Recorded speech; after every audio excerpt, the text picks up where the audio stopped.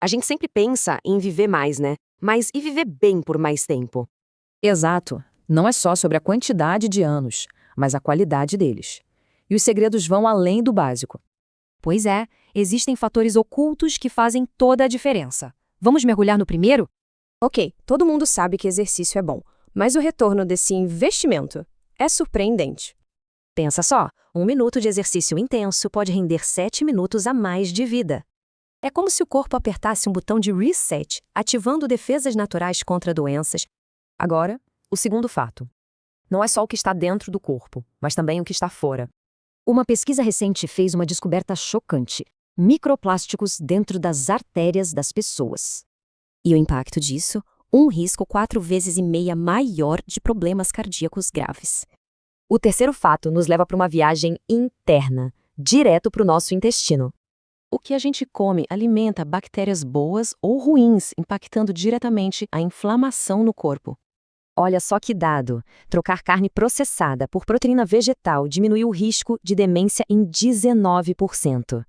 Ou seja, a comida aduba esse jardim interno, o que define a saúde a longo prazo. Agora, um fato que muda tudo sobre como a gente encara a idade. Será que o corpo todo envelhece por igual? A ciência diz que não. Cada órgão tem seu ritmo. Alguém com 45 anos pode ter um coração de 52, por exemplo. Isso é a idade biológica. E saber disso ajuda a prevenir riscos de doenças específicas.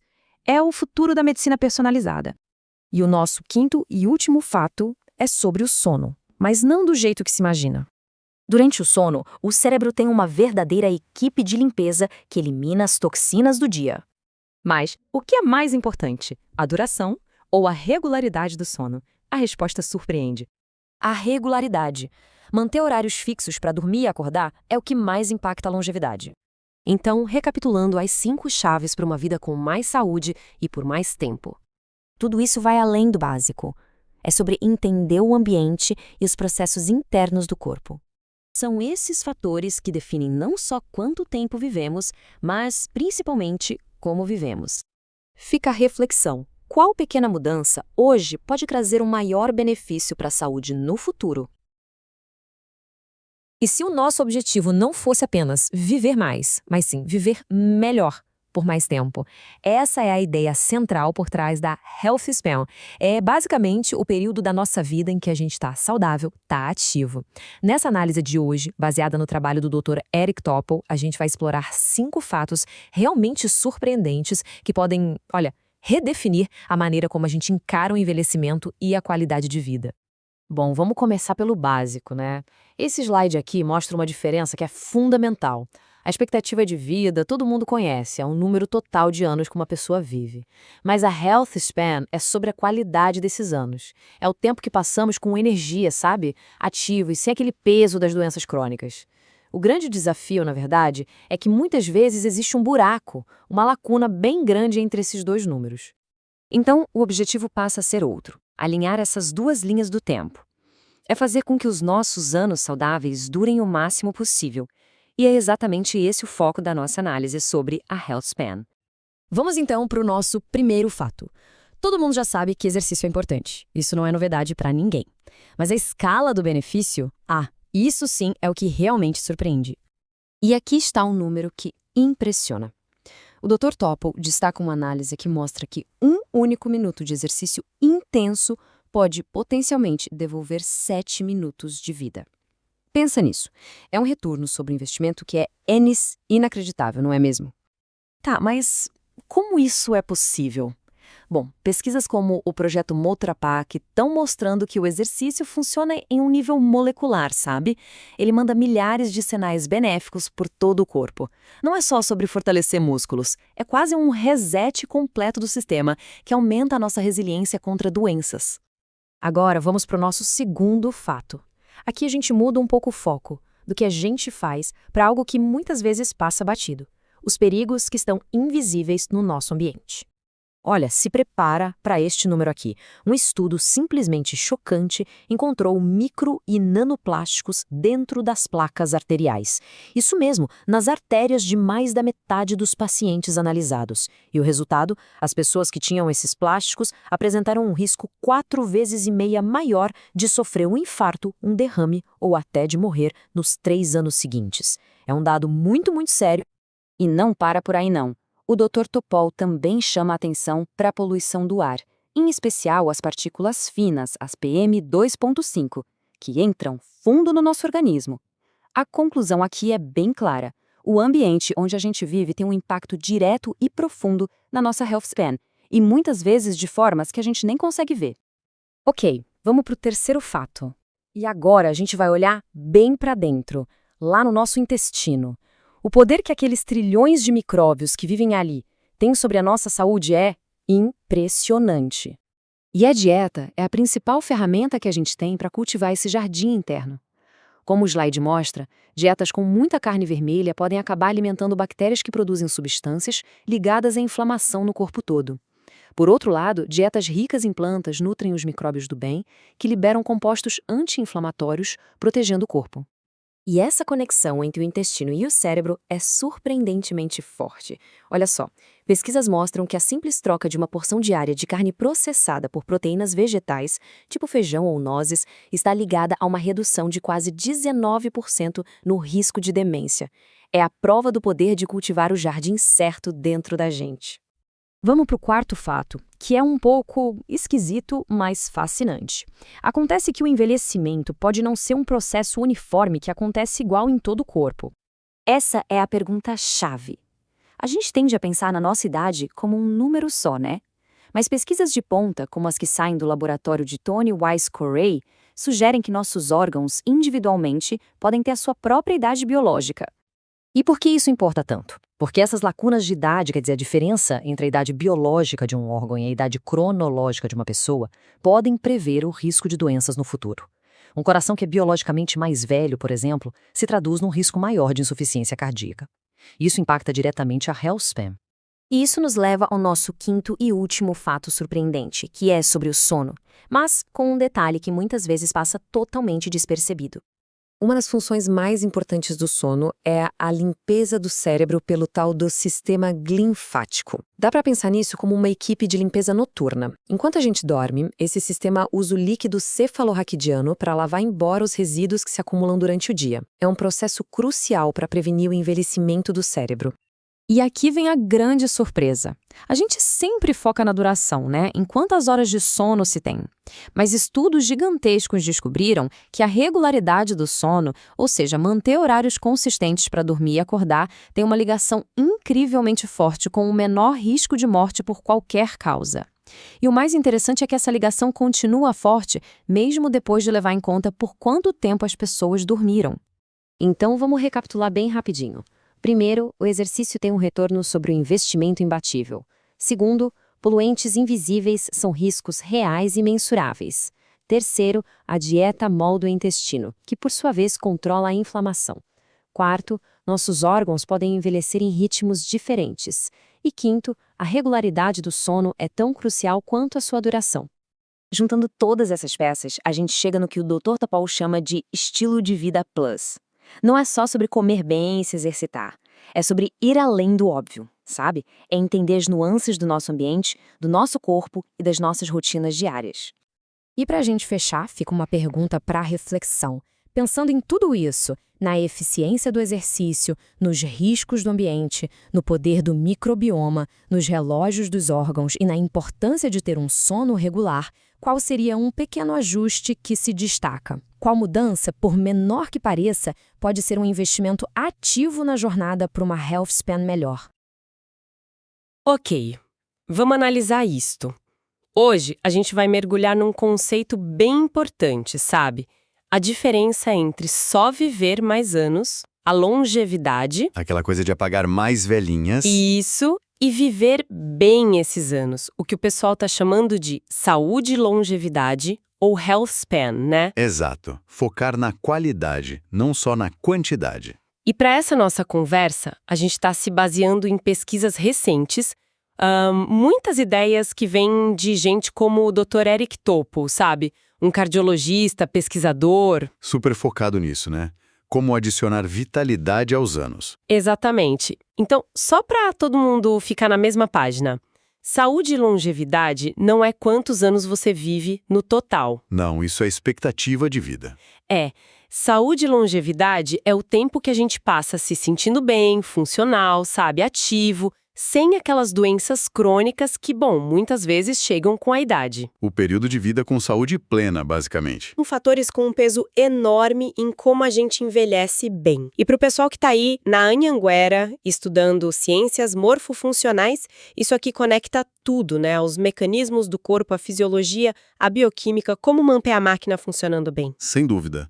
É ciência básica explicando o envelhecimento saudável. Então, nosso roteiro hoje é, primeiro, o retorno absurdo do exercício físico. Segundo, ameaças no ambiente que a gente nem vê direito, tipo microplásticos. Poluição também, né? Sim. Terceiro, o poder da nossa microbiota intestinal. Quarto, essa ideia doida de que os órgãos podem ter idades diferentes. E quinto, um detalhe sobre o sono, a regularidade. E olha, essa mudança de foco da quantidade para a qualidade é fundamental.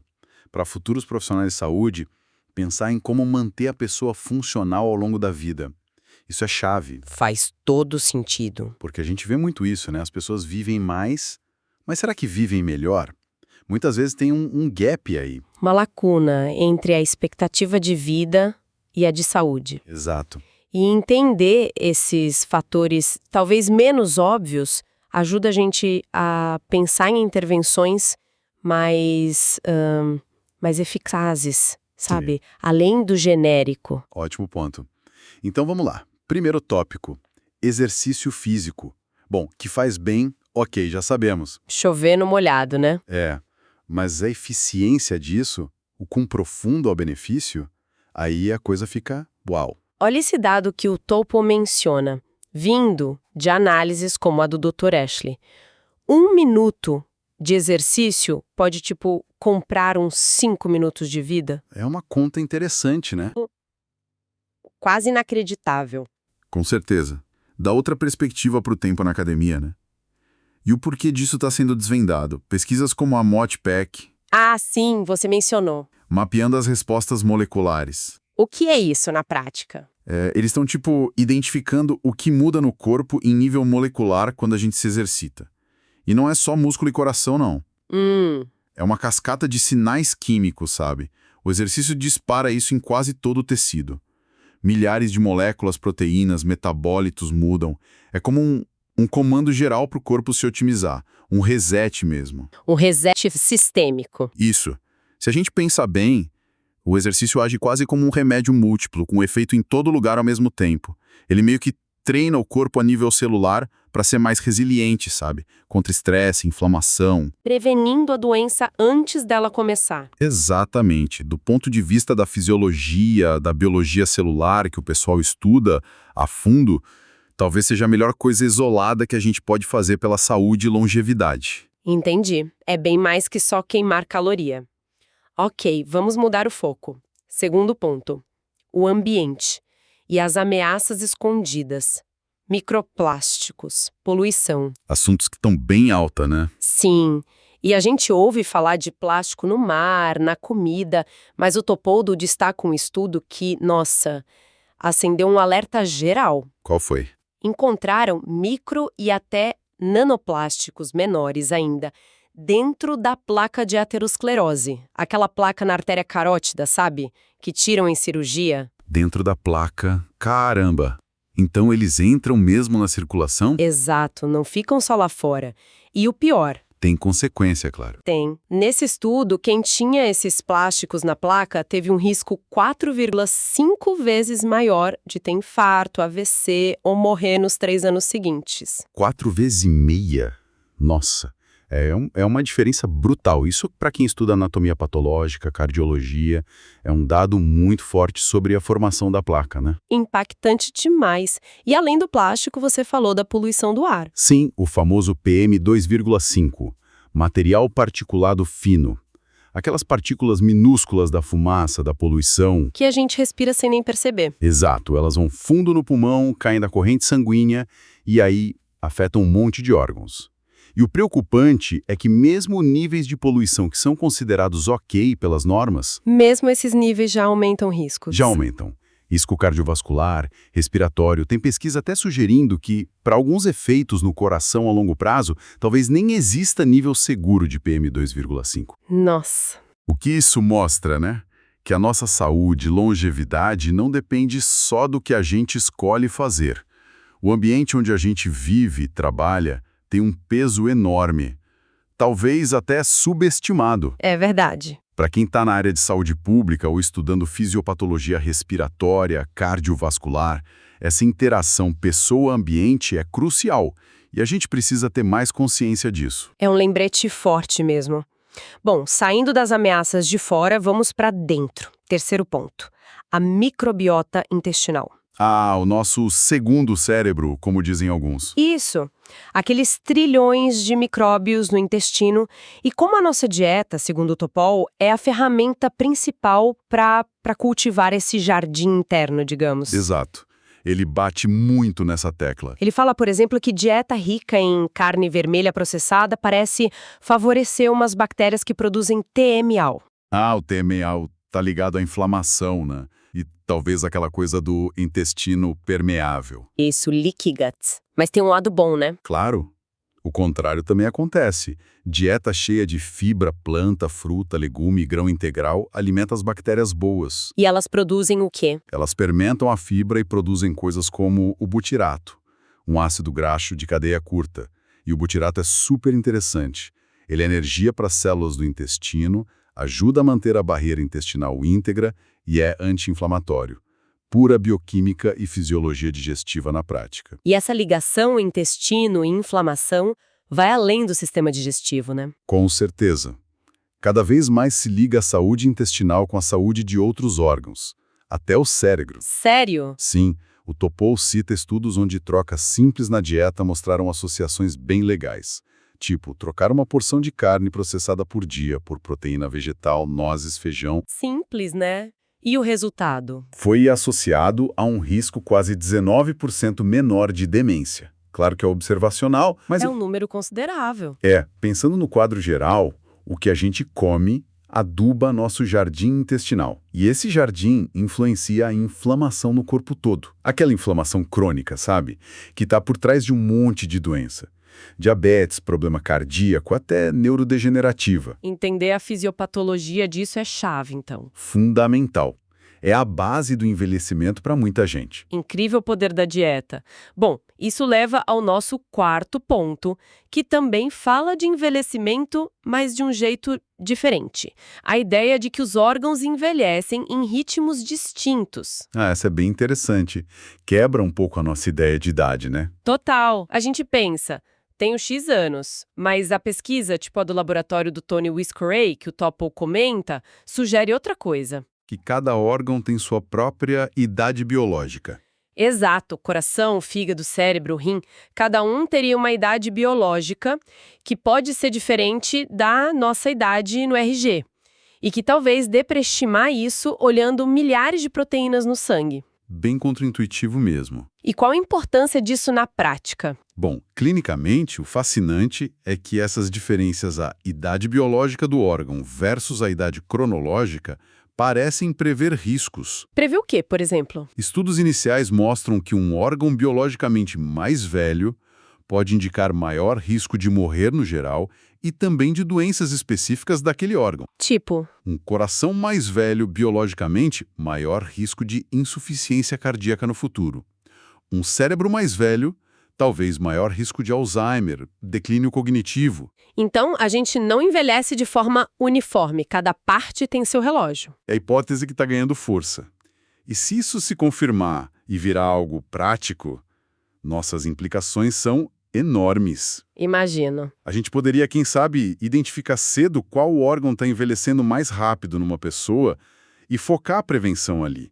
Seria um passo gigante para a medicina personalizada, para o diagnóstico molecular, para entender a fisiopatologia do envelhecimento em cada sistema. Abre um leque de possibilidades mesmo. E chegamos ao quinto e último ponto, o sono.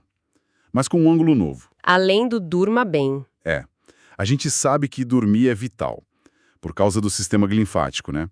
Aquela faxina noturna do cérebro. Que usa o líquor para limpar os resíduos que acumulam quando estamos acordados, tipo a beta-amiloide.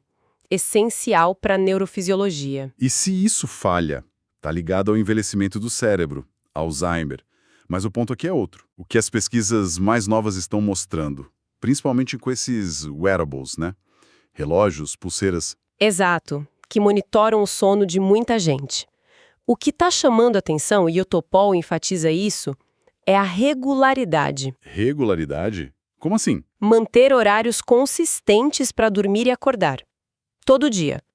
Isso parece ter uma ligação forte com o menor risco de morrer por qualquer causa, incluindo coração, câncer. Peraí, a consistência do horário é tão importante quanto quantas horas se dorme? Parece que sim. E o mais curioso, essa ligação com a regularidade continua valendo mesmo quando eles ajustam os dados pela duração total do sono.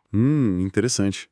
Então não é só dormir 7, 8 horas. É ter um ritmo, um relógio biológico bem ajustado, com horários previsíveis.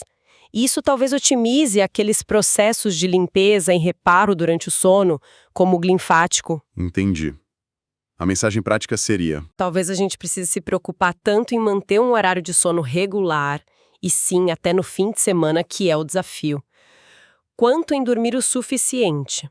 essa regularidade pode ser um fator-chave para a manutenção do turno do corpo, do cérebro e para a saúde e longevidade. Exato. Muito bom. Ok, quanta coisa, né? Vamos só recapitular rapidinho os 5 pontos que a gente viu baseados nessas fontes sobre saúde e longevidade. Vamos lá.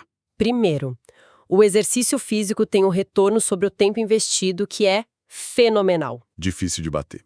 Segundo, poluentes que a gente nem sempre vê, como microplásticos no corpo e poluição do ar, trazem riscos reais e medidos para a saúde. Bem concreto. Terceiro, nossa dieta molda nosso intestino e isso afeta a inflamação no corpo todo e o risco de doenças crônicas. A conexão intestino-corpo. Quarto, a ideia de que nossos órgãos envelhecem em ritmos diferentes e isso pode prever nossa saúde lá na frente. Os relógios biológicos múltiplos. E quinto, no sono, a regularidade dos horários parece ser tão vital quanto a duração. Consistência é a chave. Juntando tudo isso, qual seria a grande mensagem? Olha, acho que é um convite para a gente pensar num estilo de vida plus, sabe?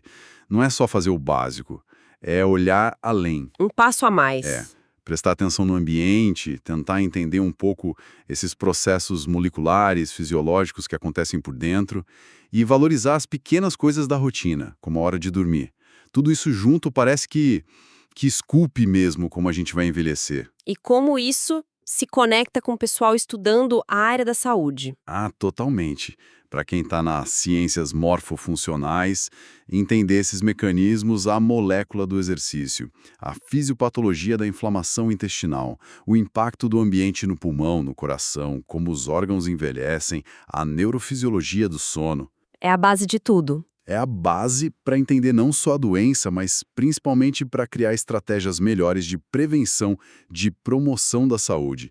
É a ciência básica virando ferramenta para uma prática clínica mais eficaz, mais personalizada no futuro. Perfeito. E para fechar, deixar uma provocação no ar. Depois de ouvir sobre a eficiência do exercício, os riscos do ambiente, o poder do intestino, os relógios dos órgãos, a regularidade do sono, qual seria um pequeno ajuste? Uma coisinha que veio à mente agora, sabe? Algo para experimentar talvez hoje, essa semana, como um investimento ativo na própria jornada de saúde e longevidade.